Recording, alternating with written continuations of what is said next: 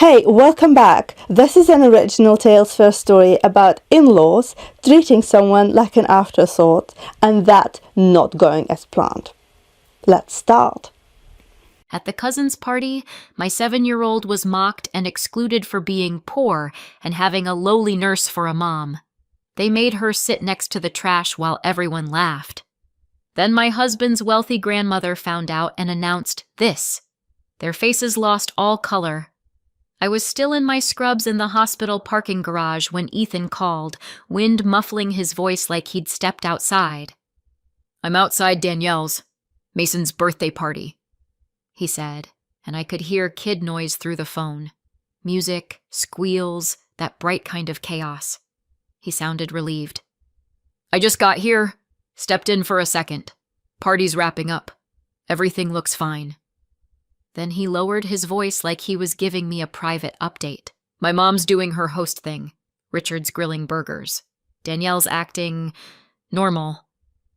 I smiled because normal was rare at that house in Greenwich, especially when money was involved. The one everyone called Danielle's because Ethan's sister and her family had been living there, though it was technically an old Johnson family place. "Put Ava on," I said. A pause. "Ava?" Ethan tried, cheerful. "Your mom wants to say hi."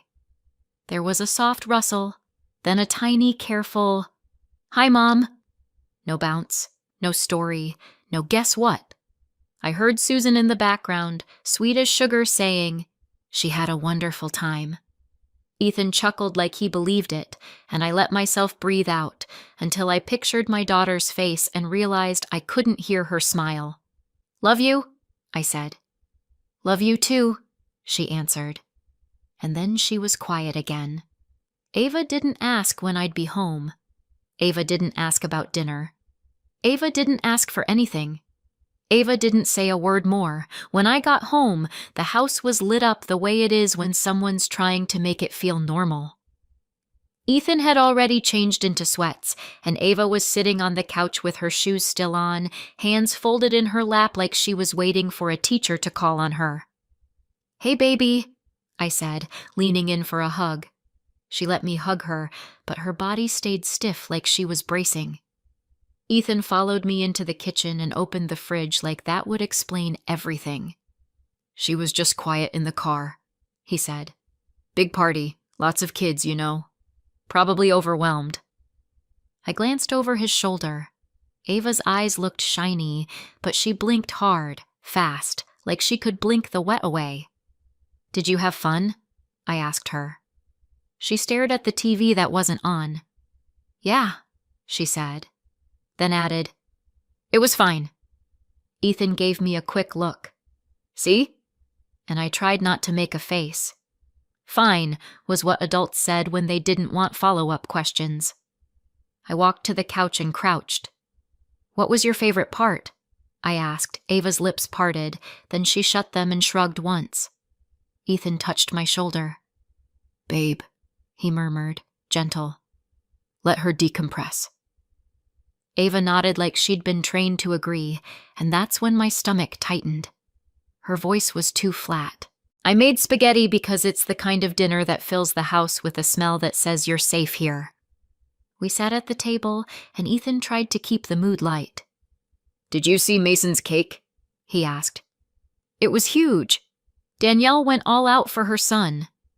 Ava picked up one noodle, then set it down like she'd forgotten what mouths were for. I poured her water. "Eat a little," I said, careful. "You've got soccer tomorrow." She stared into the glass, unfocused.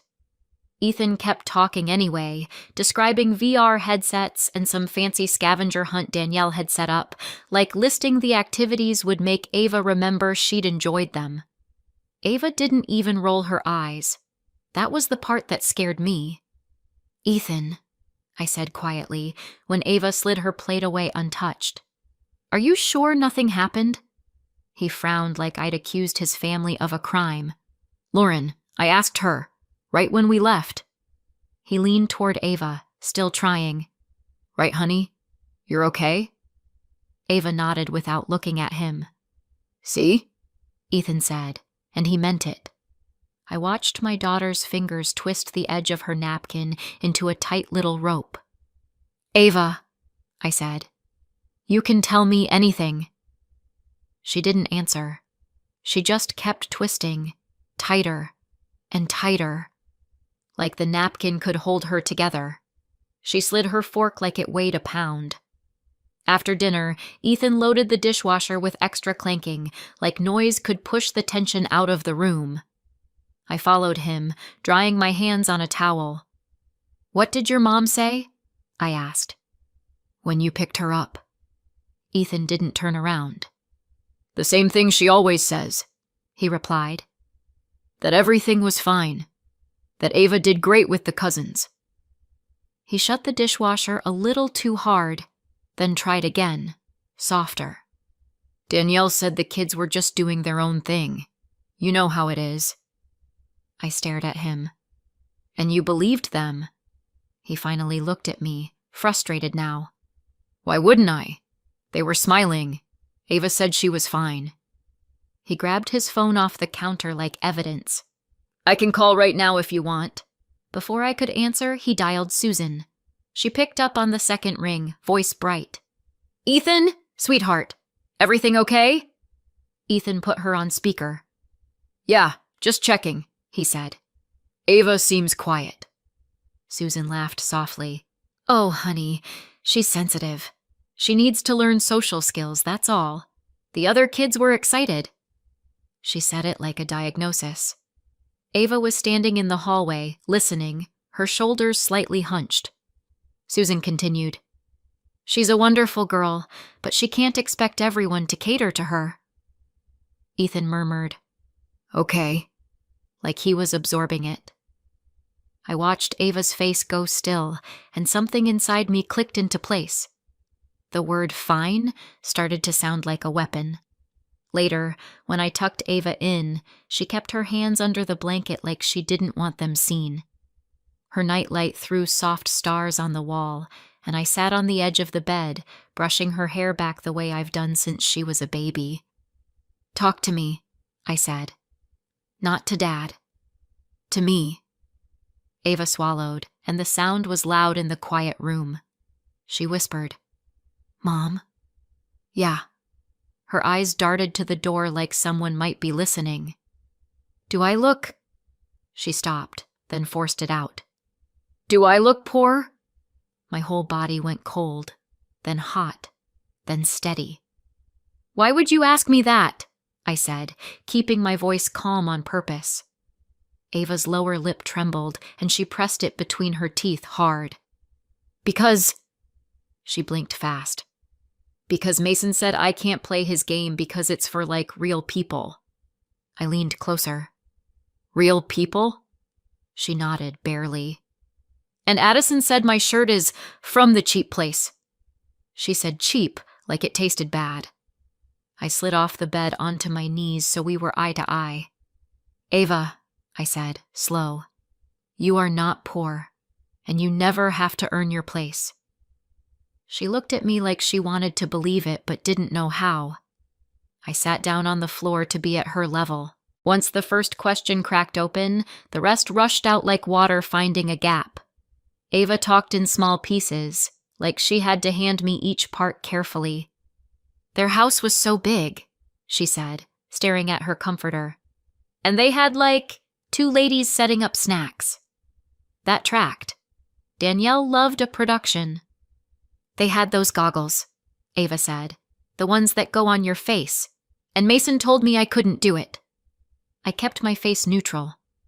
"What did he say exactly?" Ava swallowed. "He said, 'This isn't for you. You'll break it. It's expensive.'" Ethan had come into the doorway without me noticing, and I watched his jaw tighten. Ava kept going. "Then they all took turns and I sat there, and Mason said I could watch if I was quiet." "Where were the adults?" I asked. Ava lifted one shoulder. "They were talking. Dad wasn't there yet." She twisted her fingers together. "Addison, Danielle's daughter, laughed at my shoes. She said they look like school shoes. And one boy said, 'She's not from our level.'" Ethan made a small sound, like air escaping. Ava's eyes flicked to him, worried she'd get in trouble for telling. "You're not in trouble," Ethan said quickly, voice thick. Ava nodded, but her gaze dropped again. Mason had pointed at her shoes. Then Ava said the part that didn't belong in a kid's mouth. "They said you're a—" She hesitated. "Say it," I told her gently, even though my chest already knew. Ava whispered, "A lowly nurse." The phrase landed in the room like a slap. Ethan took a step forward. "Who said that?" he demanded, too sharp, and Ava flinched. I held up a hand toward him without looking away from her. "Ava," I said. "Was it a kid?" She nodded. "Addison said it first, then Mason said it like it was funny." She squeezed her eyes shut. "And they said Dad could have married someone better. Someone with money." Ethan's face went pale, then hard. Ava's voice got smaller. "They asked why Dad picked you if he wanted to be important." She opened her eyes again. "Mason and Addison told me not to tell you because you'd cry at work." I kept my breath even, one slow inhale, one slow exhale. "Did you tell anyone there?"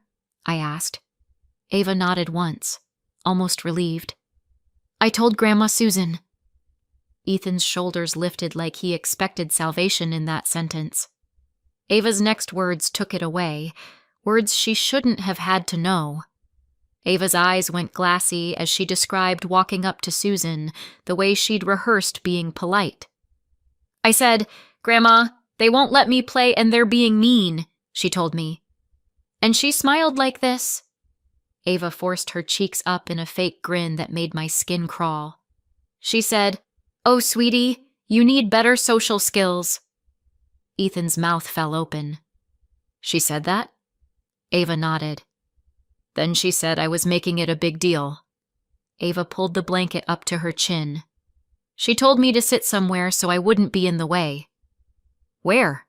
I asked, already knowing it would be bad. Ava pointed with one finger, small and precise. "By the trash can, like where they put the bags."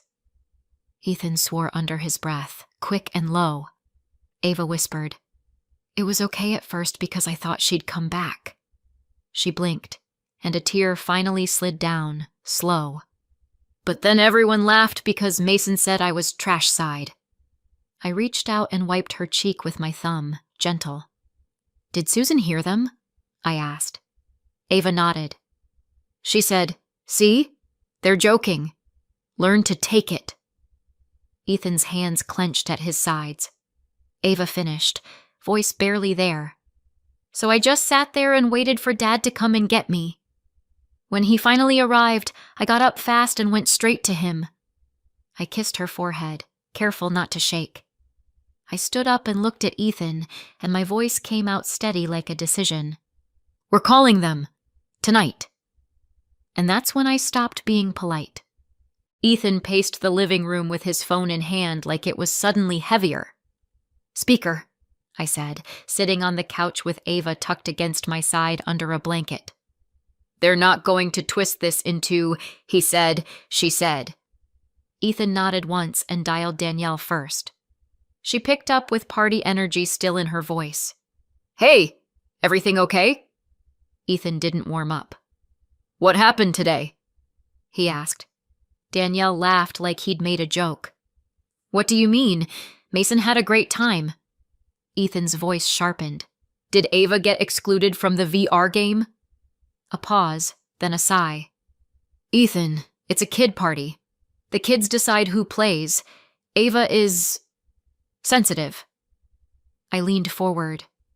"Did you hear your daughter call me a lowly nurse?" I asked, calm. Danielle's tone turned icy. "Wow," she said. "So she told you that? That's dramatic." Ethan cut in. "Put Mom and Dad on." Danielle huffed, then I heard muffled movement. Susan came on, sweet again. "Ethan, honey." "Why did you put Ava next to the trash?" Ethan asked. Richard's voice jumped in, annoyed. "Because she was hovering. She needed direction. Susan added, she needs social skills. Danielle, still on the line, chuckled, not even hiding it now. Different levels, she said, like it explained everything. You should be grateful we include Ava at all. Danielle laughed. Actually, laughed. Ethan ended the call without a goodbye. He didn't throw the phone or slam anything. He just pressed the screen, went quiet, and stared at the wall like the paint might tell him he'd misheard. Ava had fallen asleep against me, her breathing soft and uneven, like she was still braced even in sleep. They said it like it was normal, Ethan murmured. His voice wasn't angry yet. It was stunned. He sat on the edge of the coffee table, elbows on knees. My mom, he said, then stopped. He swallowed. My mom heard someone call our kid trash side. He covered his mouth with his hand for a second, as if holding words in. I sat beside him, shoulder to shoulder, not trying to fix it. You grew up in that, I said quietly. Ethan's eyes flicked toward me, quick, guilty. I thought it was just snob stuff, he said. Like annoying comments. I didn't think it would touch Ava. He stood up and walked to the window, looking out at our dark yard like he needed distance to think. My mom, Dad, and Danielle were comfortable, he said finally. They weren't even trying to hide it. Then he turned back, and something in his posture changed. Less son, more father. They don't get another chance, he said. He didn't defend them this time. Ethan's family always talked about his future like it was a stock they'd invested in. I'd been at dinners where Susan listed his grades like trophies, where Richard introduced him to strangers as our future doctor, before Ethan had even finished his undergrad. The night Ethan told them he was switching tracks, teaching, research, professor work, Susan's smile froze in place like plastic. Teaching, she repeated, slow. Richard leaned back in his chair, eyes narrowed. You're throwing away your earning potential, he said, like Ethan had announced he'd quit working entirely. Danielle smirked into her wine. That's cute, she said. But you can do that after you make real money. Ethan tried to explain, patient, measured. I like it, he said. I'm good at it. I want a life. Susan's voice got soft, the way it did when she wanted control without sounding controlling. Sweetheart, you can like lots of things, she said. But this family has standards. Richard nodded once, firm. Doctors, he said. Executives. People who provide. Ethan's shoulders tensed, and I watched him press down his anger like he'd been trained to. I provide, he said. Danielle laughed again, quick. Not like you could, she replied. That's when I understood. They didn't see Ethan as a person making choices. They saw him as a return on investment. They acted like his life was a bad investment. I met Ethan in a fluorescent classroom, not at a gala or a country club. I was already a nurse, taking an advancement program on my days off because I wanted better shifts and more options. Ethan taught one of the modules, structured, clear, the kind of instructor who remembers your name and actually answers questions. The first time he spoke to me one-on-one, it was about coursework. Your clinical examples are solid, he said, pointing at my paper. But cite the protocol. That was it. No flirting. No blurred lines. After the program ended, I ran into him at a campus coffee cart, both of us reaching for the last blueberry muffin like it was a competition. He stepped back immediately. You first, he said. I laughed. I already passed, I told him. You can stop being my professor now. He smiled, then got serious in a way I still respect. I won't cross anything, he said, careful. If you want to grab coffee sometime, it's after grades are final. Clean. That was Ethan. Rules mattered, integrity mattered, even when it cost him. We waited. We met as equals. We built something steady, slow, and when he finally brought me to meet his family, I walked in thinking manners would be enough. He waited until it was clean. The first time Susan asked what I did for work, she clasped her hands like she was delighted. "Lauren, tell me everything," she said, guiding me toward their kitchen like she was hosting a cooking show. "Ethan says you're in healthcare." "I'm a nurse," I said, simple. Susan's eyebrows lifted just slightly. "A nurse, huh?" she replied, smiling so wide it should have been friendly. Danielle appeared beside her with a glass of something expensive and looked me up and down, quick. "That's sweet," she said. Then the questions started, dressed up as curiosity. "Do you like bedside stuff?" Susan asked, like she meant cleaning. "Is it hard to be on your feet all day?" Danielle added, her voice dripping sympathy that didn't feel like sympathy. Richard chimed in from across the room. "Good work," he said, the way someone compliments a teenager's summer job. Ethan squeezed my hand, a quiet apology without words. I smiled back because that's what you do when you're trying to belong.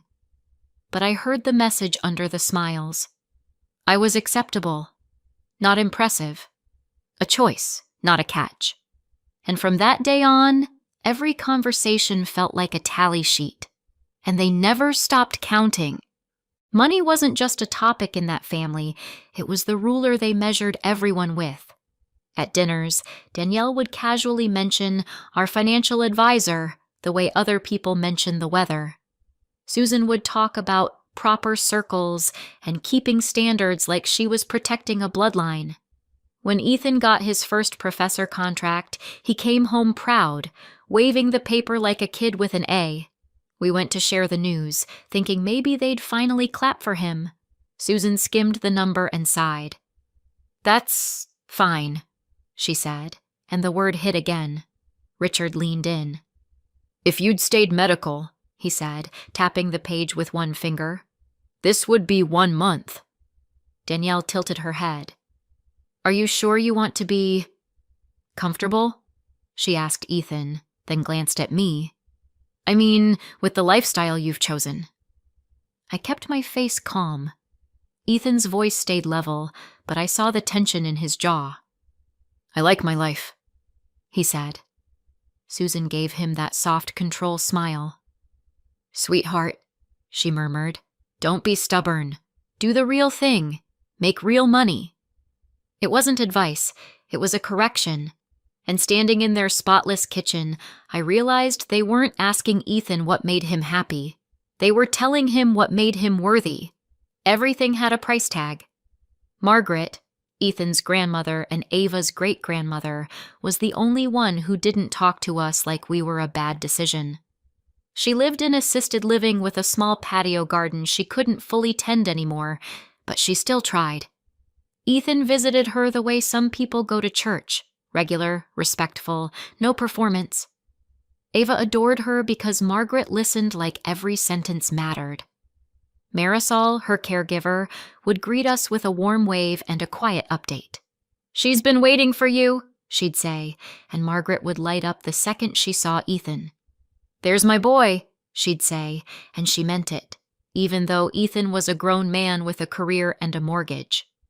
Margaret would take my hand, squeeze it, and ask about my shifts without turning it into a status conversation. She'd ask Ava about school, and Ava would spill details like Margaret was a safe container. Meanwhile, Susan and Danielle treated Margaret like an inconvenience, something to manage, not someone to love. They rarely visited unless there was paperwork, a photo, a reason that looked good. Marisol once whispered to me, "They come for 15 minutes and leave her tired." Ethan stayed for an hour. Ava stayed close to Margaret's chair like it was home. Margaret remembered every detail about Ava. The morning after the speakerphone call, Ethan didn't rant. He didn't make speeches. He made lists. "No visits," he said, sitting at the kitchen table with his laptop open. "No calls, no texts, no FaceTimes, and they don't get access to Ava. I nodded once. Agreed. He pulled up his phone and started blocking numbers. Susan, Richard, Danielle. One after another, clean and final. He went into Ava's tablet settings and removed shared family accounts Danielle had set up as a gift. He opened our calendar and deleted the upcoming Sunday dinner invite. Then he opened the Notes app and typed, steady. Boundary, no contact. If they show up, we don't open the door. He looked up at me like he needed to be sure I was with him. They humiliated our kid, he said. They don't get to negotiate. Ava padded into the kitchen in her pajamas, hair messy, eyes cautious. Ethan crouched. You won't be alone with them again, he told her. Ava's shoulders dropped a fraction, like her body understood safety before her mind did. I watched Ethan press save on the note, then block on the last number. He didn't do it dramatically. He did it like he was closing a door. He hit block like he meant it. Their response came fast, and it wasn't remorse. Susan didn't call crying. Danielle didn't apologize. Richard didn't ask what Ava needed. Susan sent a text from a different number, as if that made it reasonable. If you're going to be like this, fine. Don't come around then. Then 2 minutes later, another message. You're overreacting. You'll calm down. Ethan stared at the screen, expression blank. Danielle's message followed, sharp. You're letting Lauren run your life. It's embarrassing. Richard's was short. Your choice. It read like a business email. No, we're sorry. No, tell Ava we love her. Just cold acceptance. Because they assumed cold would work. My in-laws assumed Ethan would miss the perks, the big house, the status, the holiday photos that made them look like a perfect family. They assumed he'd crawl back.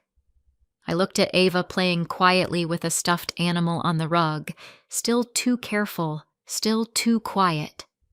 Ethan's hand hovered over the phone, then he set it down. My voice came out calm, not bitter. We're done explaining, I said. Ethan nodded once, eyes steady. We're done, he agreed. So I stopped negotiating. A week later, my phone started buzzing with names I barely spoke to.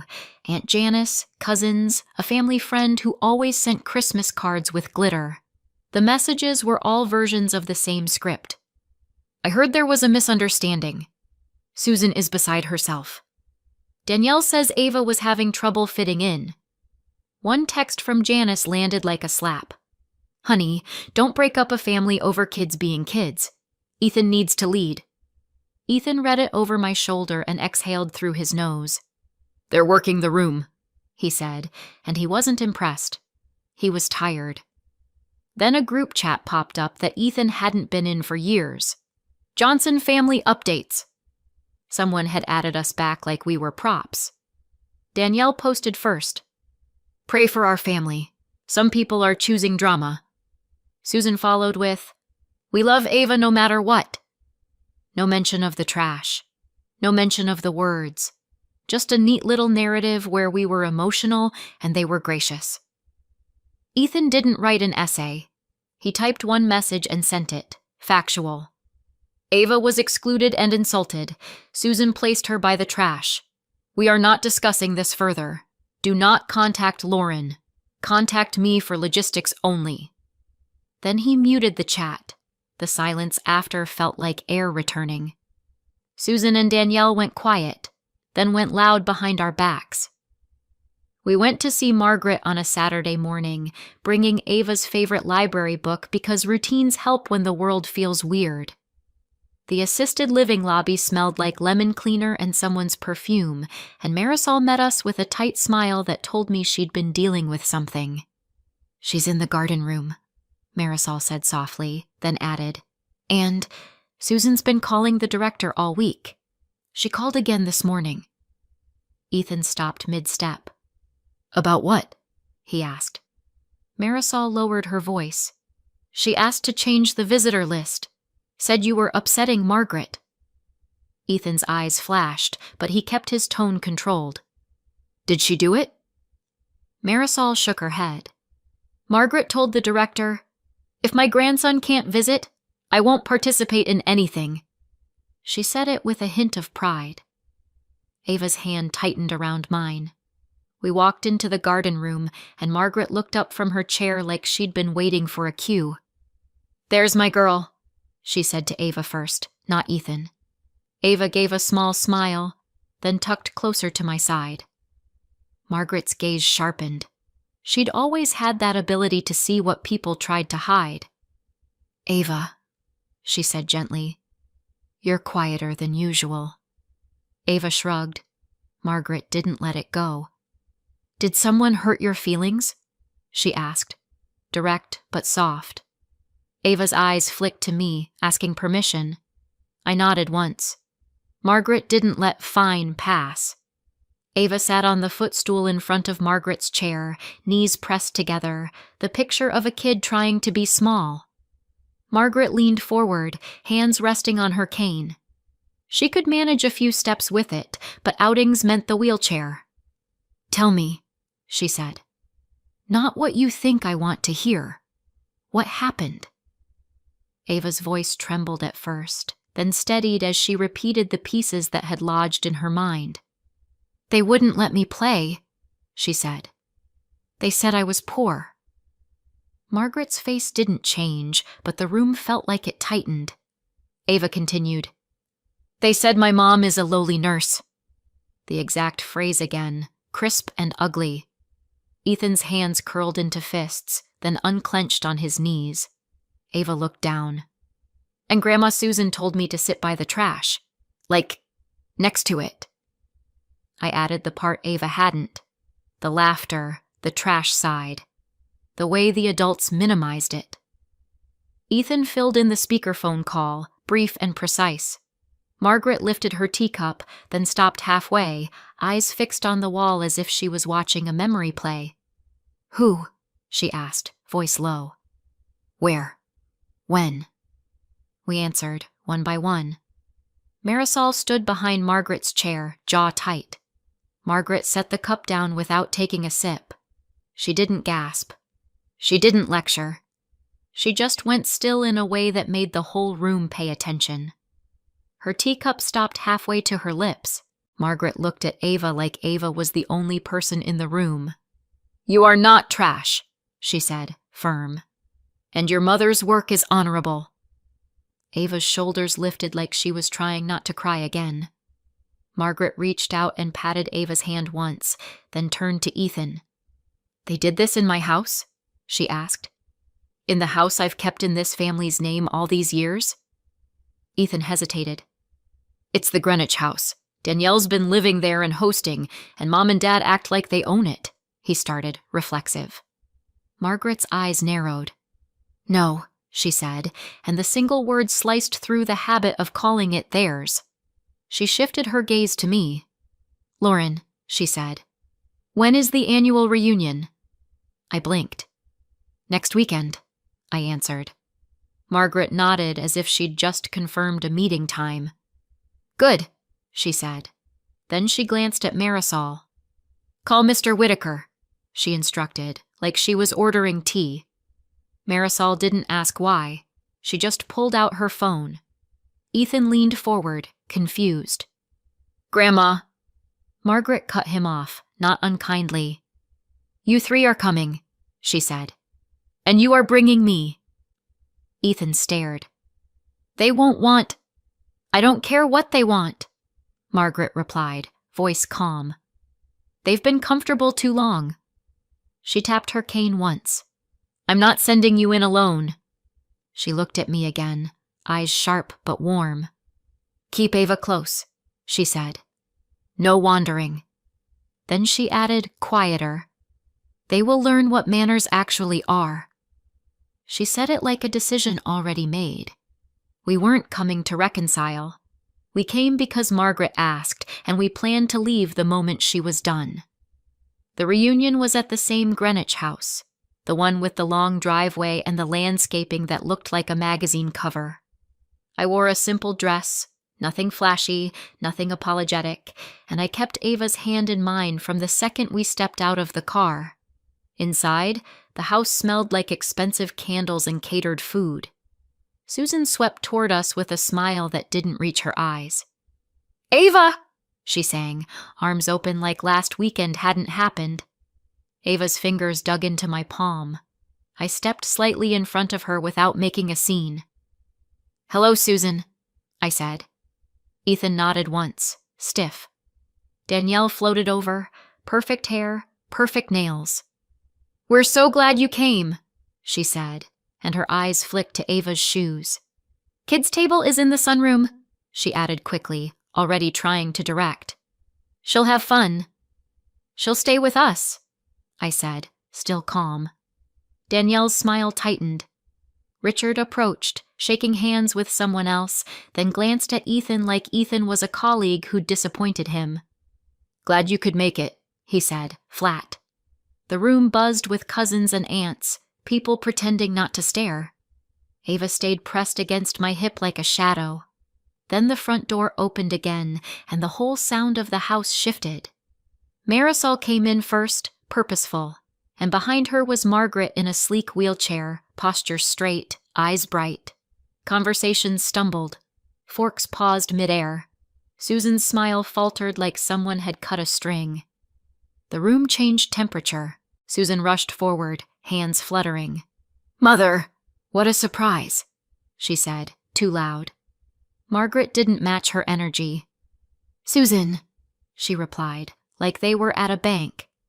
Danielle appeared beside Susan, leaning in with that performative concern. "Grandma Margaret, you should rest," she cooed. "This is a lot." Margaret's gaze slid over Danielle without stopping. Ethan stood beside me, shoulders squared, and Ava tucked herself behind my arm, peeking out. Susan tried again, turning to me with a smile she probably practiced in a mirror. "Lauren," she said, "we can talk like adults. We're family." I held her gaze. "We are talking like adults," I answered. Danielle laughed softly.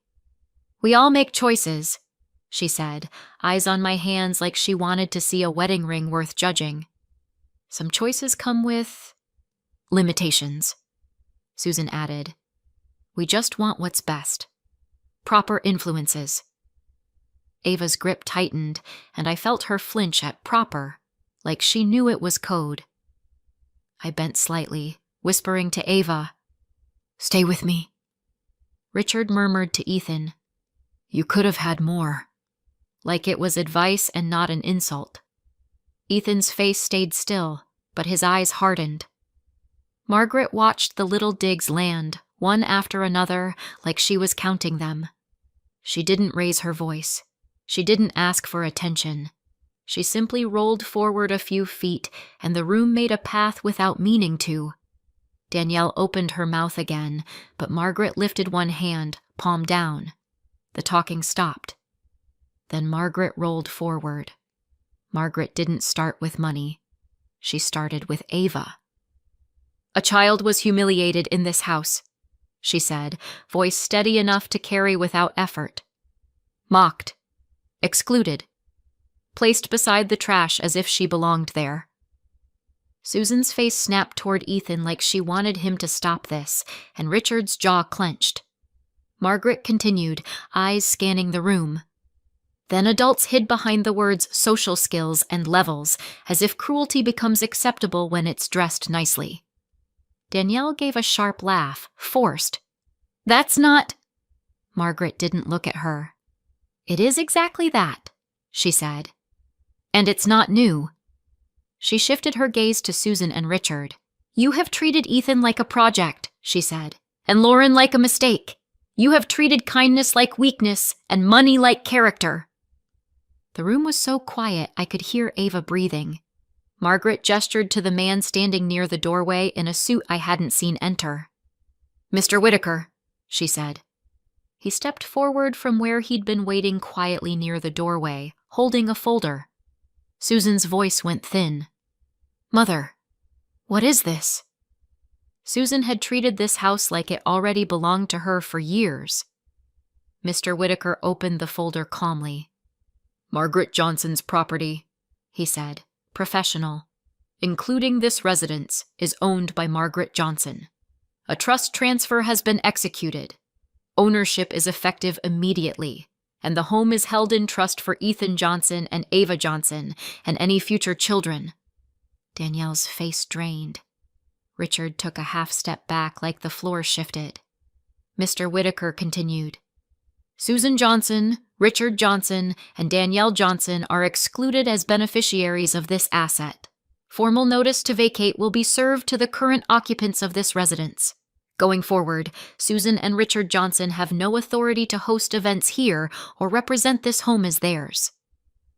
Susan made a sound like she'd been punched, but no one touched her. Danielle's hands flew to her mouth. "That's impossible," she whispered. Margaret didn't argue. She simply reached for Ethan's arm, and Ethan offered it without hesitation. I tucked Ava in close, her head against my side, and we walked out through the stunned silence, past the perfect candles and the catered trays. Outside, the air felt cleaner. In the weeks that followed, Danielle and her family moved out, their image suddenly missing its foundation, and the relatives who'd texted me misunderstanding went quiet when the truth had a deed attached. Ava started eating dinner again. She started laughing again, and the rule in our house became simple. No one gets access to our child if they can't show basic respect. If you were in my place, what boundary would you set first? Let me know in the comments and subscribe for more.